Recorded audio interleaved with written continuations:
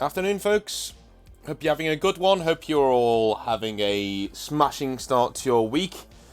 First things first, thank you so much for supporting the channel over the recent weeks. I have had a terrible night's sleep because I had my daughter last night and she didn't want to sleep. So, I am doing this video on 2 hours sleep. I hope you all can understand and forgive me if I come across as a bit wayfish today.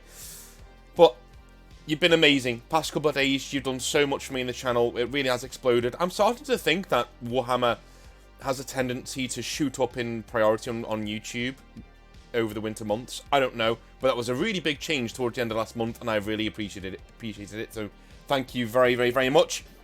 We are continuing our theme. Well, not our theme, but more discussing what the hell is going on with Games Workshop in recent days. They apologise for something. And that makes me feel kind of weird, because I should feel happy, right? I should feel really, really pleased that Games Workshop are doing something cool. And you know me, you know I like to give Games Workshop credit where credit is due. But I don't think people are taking the right things away from this apology that they should be. And that's why I'm making this video. Tomorrow we'll be doing Hobby Nightmares, but for today, I wanted to stay close to the subject, because it happened on Thursday and Friday last week, when I had already recorded things. So this is the first time I've actually got to talk about it. So hopefully you enjoy the video. As we get into Games Workshop, should they really be apologising? With the Leagues of Votann release being basically broken on arrival, Games Workshop have apologised. This is all well and good, and people have used it as a gotcha moment to people like myself and others on YouTube, saying that Games Workshop will never abandon the game like I suggested. But this is really the smoking gun, as far as I'm concerned. Is it really the smoking gun of Games Workshop staying committed to the game forever? Should Games Workshop even be apologising? Well, I'm going to answer both of those questions in this video. I wanted to approach it from looking at the two different answers to those questions, to that question. Should they even be apologising? Well, the first answer to that is yes, they should apologise. They should definitely apologise. In terms of quality control, yes. They should always own up when something is not right. They should always own up when something is just not right. The factor in this is not that they apologised, is that they have almost never done so before. Ever. So what changed?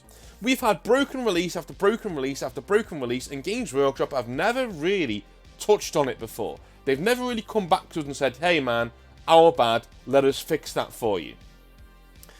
What I think's changed? I honestly think this is the exception to the rule. For those of you who are saying, well look, Games Workshop apologised for this and they're going to patch it out the game, the Leagues of Votann, they're going to bring them down in value, right? It shows that they're dedicated to the game. I honestly think this is the exception that proves the rule that I was talking about. It is a calming tactic. Games Workshop are moving away steadily from the gaming side of the hobby. How does this point to that? Well, they have never apologised before because their commitment to the gaming side of the hobby was never in question. Or would never be in question, right? Now, Games Workshop knows that in a few years, people are going to see them walk away from the game. They need to batten down the hatches, placate and keep people sweet heading into 10th edition. This is how they do that. Apologising to me does not prove that they are sticking with the game side of the hobby. It points towards the opposite. Don't fall for it. So yes, they should apologise whenever they screw something up, don't get me wrong. But people are taking away the wrong message from this apology. To me, this is Games Workshop saying, hey, we're going to stop patching things, don't worry, we're going to fix it, we're going to fix it, we're going to fix it, to keep you placated, and also to get you used to what's coming around the corner. Let's get to the other side of the argument. No, they should not apologise. And this is the controversial part of the video that I thought people might get a little bit annoyed with. In terms of being more involved in the tournament side of the hobby, the more competitive side of the hobby, to keep things balanced, quote unquote, no. Games Workshop should not be involved in that, and they should not apologise. Controversial, I know, but let me explain. The 40k competitive side of the community is amazing at a few things, but one thing in particular, adapting. No matter the codex or how broken it is, There will always be gamers willing to take it on and shred it down by taking things that counter it, or at least minimise its cheese. Think about Eldar bringing hard counters to the Grey Knights in 5th edition, right? That springs to mind immediately. If Games Workshop turn everything into a grey soup of balance, where is the expression for tournament players? Where is the challenge when most games now come down to sheer luck and not competent list building and playing?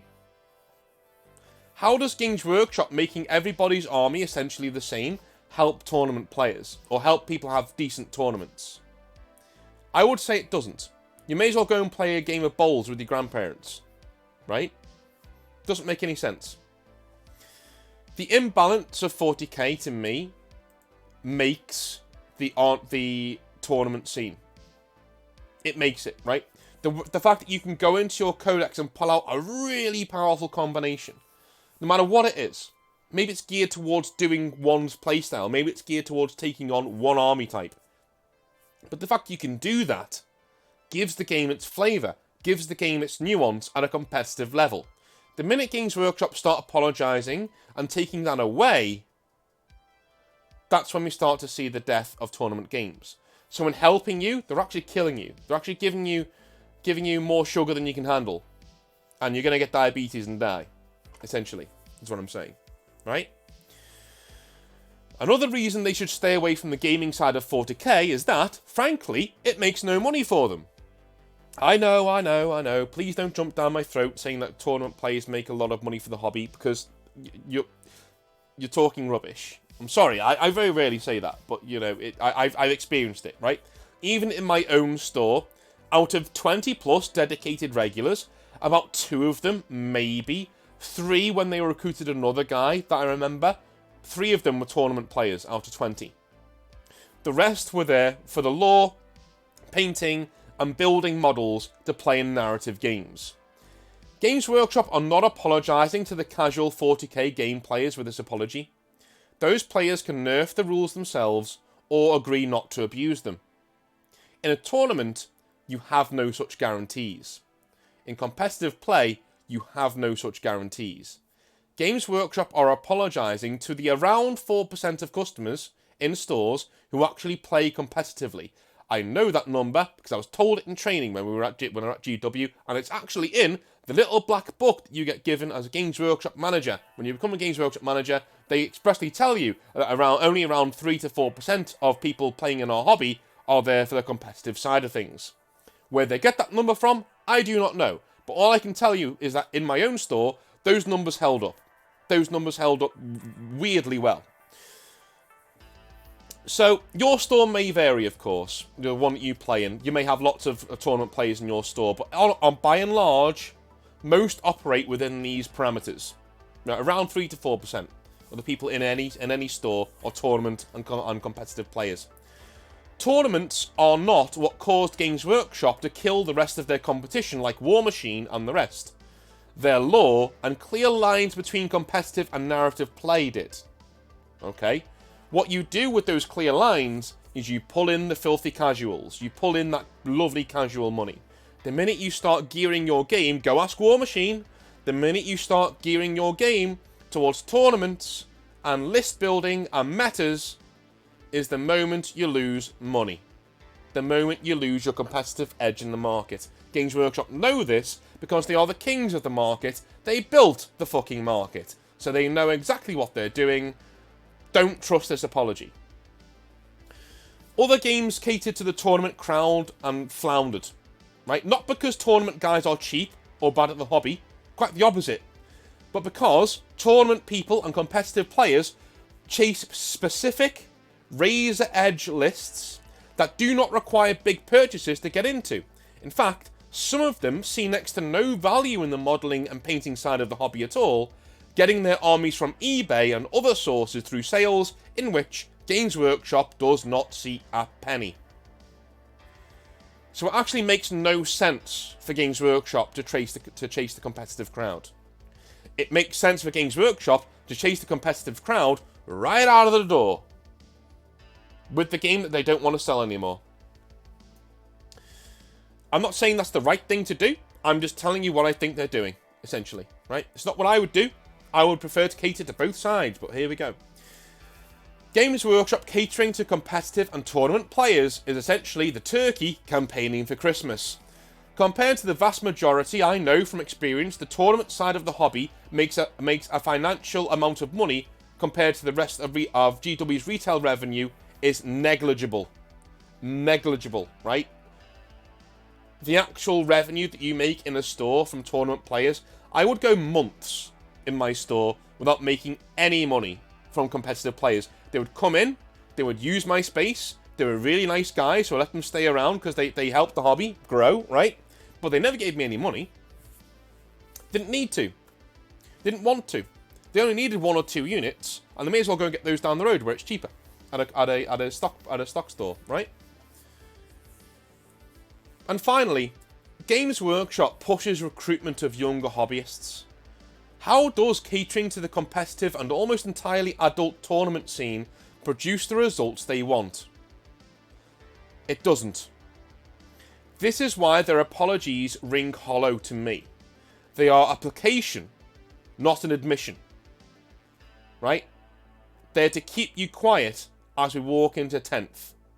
An addition that I firmly believe will be the last massive rule set 40k Games Workshop will ever produce. They will make new starter box sets, but the rules are not the focus, or will not be the focus of those future box sets. And all the rules will be online in a 10.1, 10.2 format, and so on. So essentially, they will be patched as we go along, right? As we go along in time, they will be patched. That's what I think's coming. Finally, before I go anywhere, let me put my conspiracy hat on for just a second. Is it possible that Games Workshop are releasing broken codexes they patch later on purpose? Why the bloody hell would they do that, Northern, would you ask me, right? What? That makes no sense. Well, to get everybody used to the fact that they bring out online FAQs as patches for their major releases on a constant basis, when the rules for 11th edition, really 10.4 or 5 when it comes out, are released for free online, the praise will be incessant from the community. You know who you are, right? You know exactly who you are. If Games Workshop bring the next few codexes out, and then they bring 10th out and all their codexes get patched and things like that as we go, and then they say, hey, you know what, the patching is working so well, the constant FAQs are working so well, we're just going to make our rules from now on online only and for free. Can you imagine the praise from the community that they will get? But what you don't realise is that this is Games Workshop walking away. Like our hobby dads, out for some cigarettes, never to return home to the game that we love. And you know what? That's fine by me. We write better rules than them anyway. What do you guys think? Have a little discussion in the comments down below. Patreon is there too if you feel like give me whatever you can do to help keep the lights on. If you don't like what I do, then please go and support other people. People like Major Kill probably don't need your money because they've got loads of money. But there are lots of smaller YouTubers like me, like, I wouldn't say Valrak, I'd say Outer Circle, I would say Auspec Tactics. Even people like Amber King, people like that, you know, who are growing on the platform. Make sure that you support us. Make sure that you're getting behind us, because I would say the smaller guys like us, we're the ones who are honest. We don't shill. We don't have any sort of bear in the fight. We are here to make sure that you get what you need. You know, no memes, no nonsense, just all what you need, right? You get your mental health and explanations of certain life things from me, and everybody else does everything else, essentially. Anyway, love you all long time. What do you think about the video? What do you think about what I said? I'd love to hear your feedback in the description down below, so in the comments down below. But Games Workshop apologised, and the sky is still below, and the sky is still above, and the ground is still below. There we go. I'm losing my voice. See you later, guys. I'll see you tomorrow. Have a good one.